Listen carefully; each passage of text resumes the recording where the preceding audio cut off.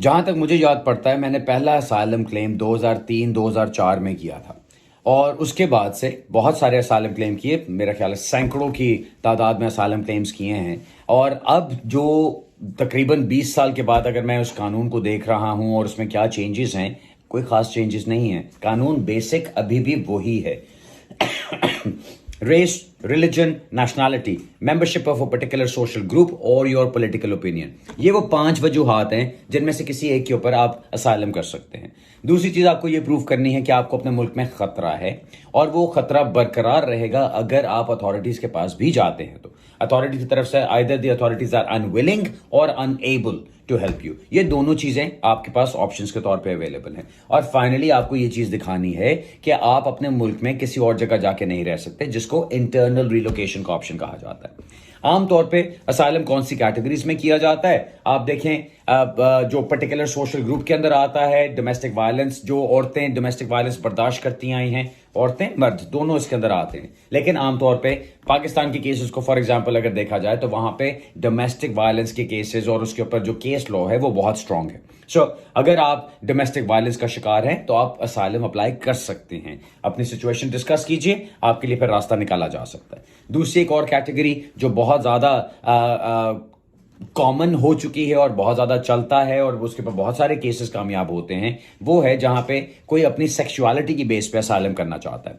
कोई बंदा कहता है कि जी मैं होमोसेक्सुअल हूं और मेरे लिए पाकिस्तान में रहना इम्पॉसिबल है क्योंकि वहां की सोसाइटी मुझे एक्सेप्ट नहीं करेगी। उस बंदे के लिए असाइलम करना आसान भी है, साफ सुथरा भी है, स्ट्रेट फॉरवर्ड भी है, सिंपली इसलिए क्योंकि कानून बिल्कुल क्लियर है उसके ऊपर। सो अगर आपका जेन्युइन क्लेम है आप फिर असाइलम उसकी बेस पे भी अप्लाई कर सकते हैं। तीसरी चीज जो बहुत ज्यादा सामने आती है, सुनने को मिलती है, वो रिलीजियस परसिक्यूशन है। चौथी चीज पॉलिटिकल परसिक्यूशन है। ये वो वाली चीजें हैं कि जी आप एक पॉलिटिकल पार्टी को बिलोंग करते हैं, दूसरी पॉलिटिकल पार्टी पावर में आ जाती है तो वो आपको अटैक करते हैं या वो आपको टारगेट करने की कोशिश करते हैं। उसी तरह से हम बात करते हैं रिलीजियस परसिक्यूशन की। शिया सुन्नी फसादात चलते हैं, अहमदी होने की वजह से मसले बनते हैं, कोई फतवा लगा दिया जाता है, तौहीन रसालत कर दी गई, उसके ऊपर फतवा लग गया, उसके ऊपर आपके ऊपर केस बन गया। ये वो सारी चीजें हैं जिनकी बेस पे आप असाइलम्स कर सकते हैं। सो असाइलम का प्रोसेस क्या है? पहले आपने स्क्रीनिंग इंटरव्यू अटेंड करना है, फिर आपको फुल इंटरव्यू के लिए बुलाया जाता है। उससे पहले आपका प्रिलिमिनरी इंफॉर्मेशन क्वेश्चनेयर फिल करके होम ऑफिस को भेजा जाता है जिसमें आप अपनी पूरी कहानी बताते हैं। और जब आपका फुल इंटरव्यू होता है फिर होम ऑफिस अपना डिसीजन करता है उसके ऊपर।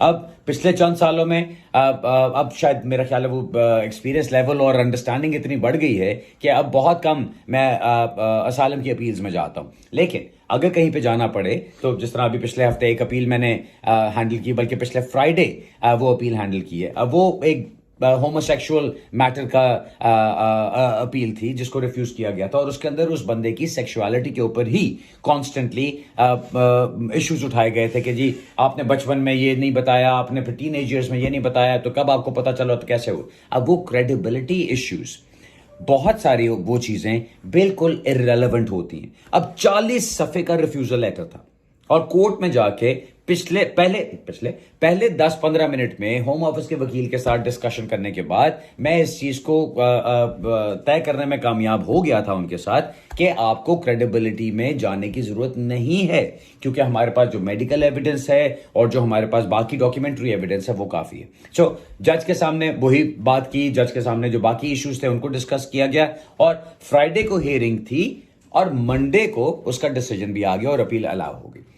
ये मैं इसलिए अभी आपको बता रहा हूं कि ये ऐसी चीज नहीं है। लोग समझते हैं कि जी असाइलम बड़ा मुश्किल हो गया, अब नहीं होता है। डोमेस्टिक वायलेंस के भी असाइलम हो रहे हैं, होमोसेक्सुअल्स के भी असाइलम हो रहे हैं, रिलीजियस एंड पॉलिटिकल परसिक्यूशन के भी असाइलम हो रहे हैं। बात सारी कहां पर आती है? जब लोग, अगर कोई मुझे फोन करे कि जी मैं पिछले साल स्टूडेंट आया था और अब मैं कॉलेज नहीं जाना चाहता, फीसें बहुत ज्यादा हैं, बस कोई कहानी बना दे तो मेरा असाइलम कर दें, वो केस हम नहीं पकड़ सकते। ना ही कानून के मुताबिक आप उसको लेके चल सकते हैं क्योंकि वहां पे आप एक कहानी बनाने वाली बात कर रहे हैं। मैं बात वो कर रहा हूं जहां पे आपकी एक जेन्युइन सिचुएशन है, जहां आपका जेन्युइन प्रॉब्लम है, जेन्युइनली आपको खतरा है, वहां पे आप असाइलम कर सकते हैं और असाइलम के अंदर आपको पूरी प्रोटेक्शन मिल सकती है।